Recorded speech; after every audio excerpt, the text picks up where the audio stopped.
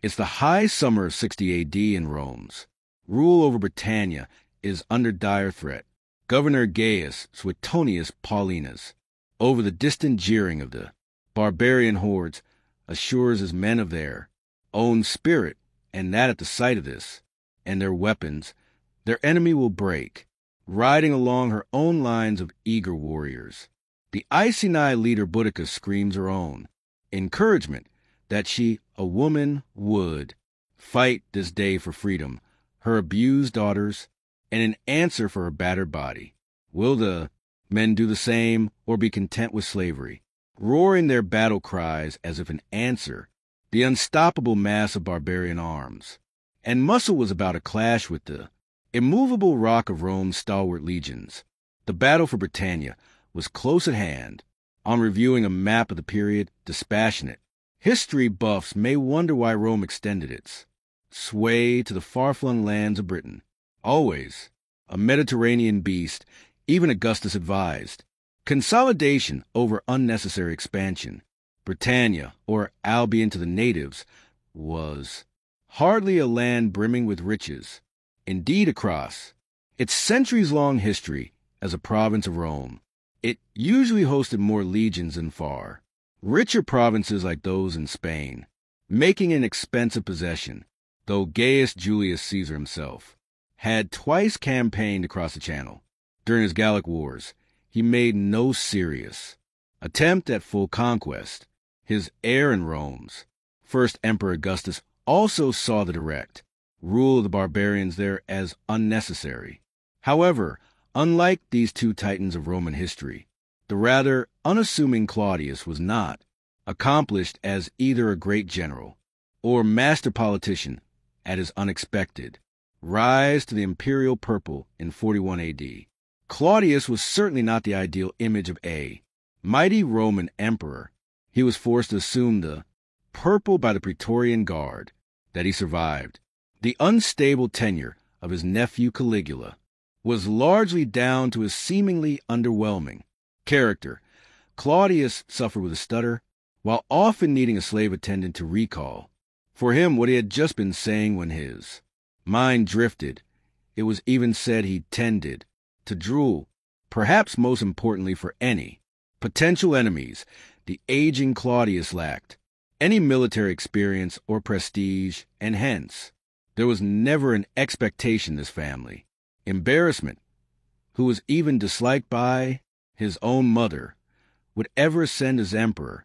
Yet despite first appearances, Claudius was no idiot, and ascendant as he was, there was still doubt within the Senate, with many suggesting the restoration of the Republic, perfectly aware of the boost the subjugation of Britannia would bring. It was against this backdrop that the unlikely conquest was begun in 43 AD under the leadership of Aulus Plautius. Joining the legions following the initial struggle, Claudius entered Camulodunum in triumph, even accompanied by war elephants, perhaps to the amazement of some of the defeated natives. Back in Rome, his triumphal arch declared that Claudius had taken the submission of 11 native kings who had been overcome with no losses, and that he was the first to bring those barbarians across the ocean under the sway of the Romans. The native peoples of Romans now ruled over existed as a patchwork of tribal kingdoms, not all of whom resisted. As in previous times, there were friends of Rome present. Indeed, the casus belli of 43 AD was in fact the exile of Verica, the long-reigning king of the Atrebates, who had been driven into the arms of the new emperor by civil strife and the aggression of the Cativalani. Another key ally of the invaders was another famous queen, Cartimandua, who ruled the northern Brigantes. It had been this friendly monarch who had handed over the fugitive Caratacus, king of the vanquished Cativalani. Another prominent ally in the early years of Roman rule were, of course, the Iceni tribe, a people that dwelt in the region roughly corresponding to modern Norfolk and Suffolk. Unlike their more imprudent cousins, the Iceni king Antidios sought an alliance with the invaders, perhaps cognizant of the inevitability of Roman victory, but also as protection from their aggressive western neighbors. Despite a rebellion in 47 around the issue of disarmament, the friendship mostly endured into the reign of Prasutagus, who ruled up to his death in 60 A.D. With Roman expansion continuing apace, it's evident that Prasutagus too wisely sought to ease his people's integration into the empire proper by willing his kingdom to both his own daughters, but also to the Emperor Nero. Unfortunately, for his surviving family, the late king didn't account for Roman greed and brutality. Greed perhaps may have struck Roman apologists as harsh. Rome had spent much gold, blood, and lives in subduing this far-flung province, and it's likely the procurator Quietus Decianus was under particular pressure to extract as much wealth from his barren province as he could. The monetary gifts that had been granted to certain nobles by Claudius were declared as loans that required immediate payment with interest. As Tacitus writes, both the kingdom and household of Prasutagus were then seized as prizes of war, the will of the late king violently dismissed. Of course, the widow of Prasutagus, Boudica, was understandably indignant and was not quiet about it. In response, the Roman officials turned on the family of the dead king, having Boudica flogged while her daughters were violated. Beyond this personal humiliation, however, there were other solid reasons to stoke the anger of the Britons. Aside from the heavy tribute and occupation, conscription was an unbearable fact of life. As a friend of Rome, the Iceni and others of their like were also compelled to submit annual quotas of able-bodied young men for service in the auxiliaries. This reduced the number of potential troublemakers, but also often sent such men far from home. It's not hard to imagine, then, why Boudica's subsequent cry for blood and death was eagerly answered by her people. Soon, too, the neighboring Trinovants, similarly aggrieved, flocked to her banner, along with other native folk. Though the numbers of fighting men are hard to determine, they likely numbered anywhere from the upper tens of thousands, perhaps close to the rather fanciful 230,000 insisted upon by a Roman source. Whatever the true numbers, a great wave of barbarian rage and malice was about to rock Roman Britannia to its very core. The first target would be the hated Colonia of Camulodunum, the very site of Claudius' triumph and even housing a temple dedicated to the late emperor. Boudica was certainly the nominal leader of this vast host. However, to what degree she controlled it to a particular end or agenda is debatable. We know next to nothing of her outside of written Roman accounts. Ironically, though an entirely invented speech prior to battle, Tacitus' Boudican line, "I am descended from mighty men," is itself likely accurate. The wife of Prasutagus, almost certainly of royal or at least noble rank. Herself, aside from this, we can fairly theorize. She must have had enough influence and charisma, aside from her role as king's wife, to call upon and lead such a great horde of men and followers.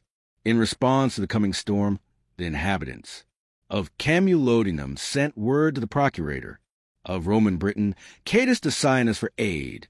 His response of sending just a couple of hundred poorly armed slaves to assist must have baffled and angered the veterans in equal measure. Though formerly a fortress, Camulodunum had shed its defenses, the only defensible structure being the great temple of Claudius itself.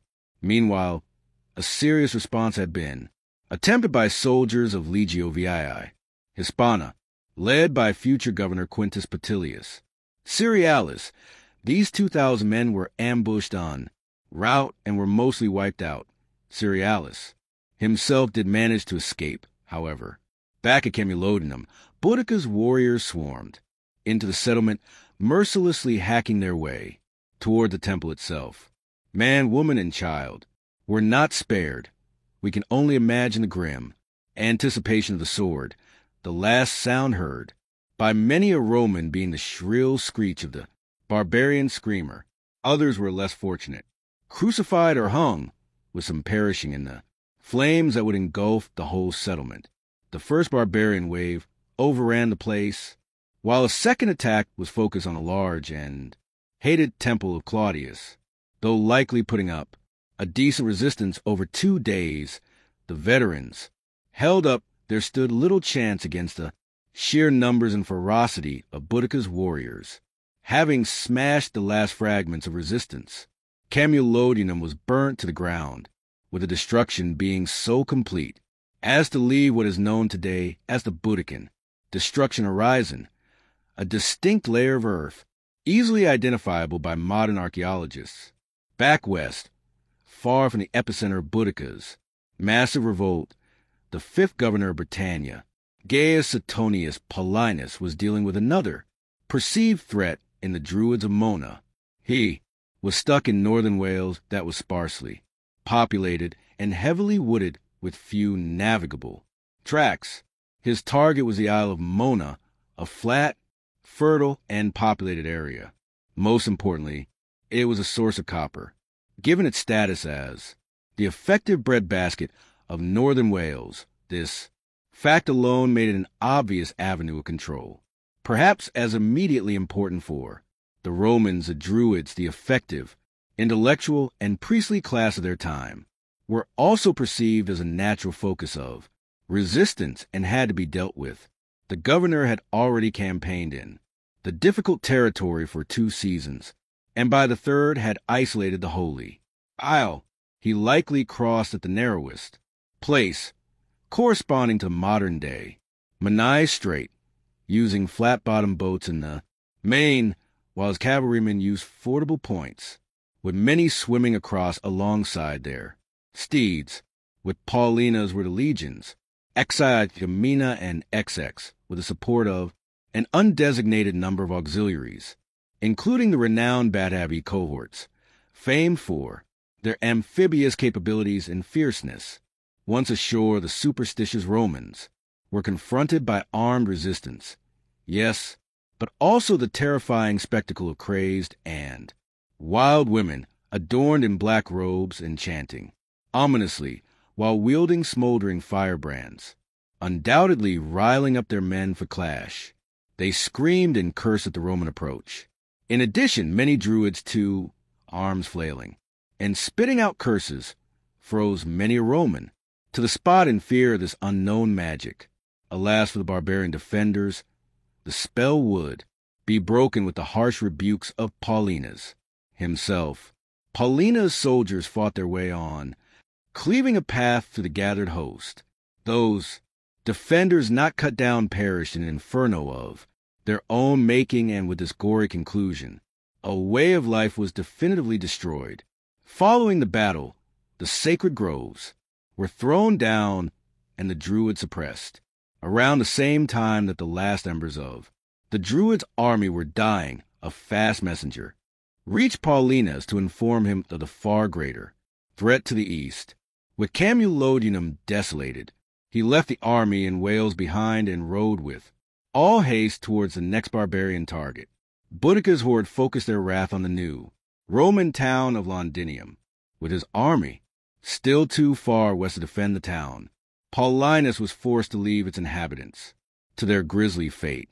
Perhaps many folk followed his example, heading in the direction of the approaching Roman forces. For Paulinus, the salvation of the province would better be assured by his reuniting with his army. The ominous Boudiccan destruction horizon scars the modern city's underbelly too, with Boudicca's horde stripping the town bare and leaving a trail of bloody destruction and depredation in its wake. Lumbering along what would become Waddling Street, the Britons set their sights on Verulamium as the next stop on their path of destruction. Like Camulodunum before it, Verulamium, corresponding to modern Street, Albans, was a town built over existing tribal centers. Verulamium was significant as the old capital of the Cativolani, the tribe of the enemy of Caesar, Cassivellaunus. Evidently, word appears to have traveled fast, As though here too the Boudiccan destruction horizon is present, there is also a conspicuous absence of caches of coins, indicating that the inhabitants had time to remove themselves and their movable goods away from the horde. The precise location of the battle will likely never be known, though the site of Mansetter is a decent candidate. The rapid movement and deployment of such a large number of men still required time, and then even more so on deciding on the field of battle and to give Paulina's men time to rest up. The governor also likely hesitated to meet Boudicca's horde too far down Waddling Street, given he had also dispatched orders for Legio to Augusta to reinforce him. In the event, Poenius Posthumus, the effective commander of the legion, failed to respond, depriving his comrades of much-needed support. Paulina's, meanwhile, positioned the army he did have, numbering around 11,000 men, in what Tacitus describes as a defile, his flanks and rear guarded by wooded slopes that necessarily funneled the more numerous barbarian horde into a frontal assault. Though Boudicca and her lieutenants may not have known it, this was a daunting challenge even for their vast numbers. Indeed, though counterintuitive to us, the Roman commander may have welcomed a pitched battle over the dangerous prospect of a prolonged guerrilla war. In a set-piece battle, the Roman had the clear advantage, whereas the barbarian ambush of the Ninth Legion had shown just how deadly they could be in the style of conflict. For their part, Boudicca's horde of at least tens of thousands of warriors likely felt confidence in their numbers, the boldest among them eagerly awaiting the first blood of battle. This is easy to understand. Perhaps even Boudicca, too, buoyed up by previous easy victories, dared to hope that through sheer ferocity and force of numbers, her valiant countrymen could expel the Romans. Barbarian scouts on the day would have spied the Romans arrayed as followed, with the legion's dead center, the auxiliary cohorts flanking these, and the aili completing the formation. The stark and silent line of scutum shields were the obvious and only target for the frenzied and screaming noble charioteers, and the masses who would follow them. Before battle commenced, however, the Iceni leader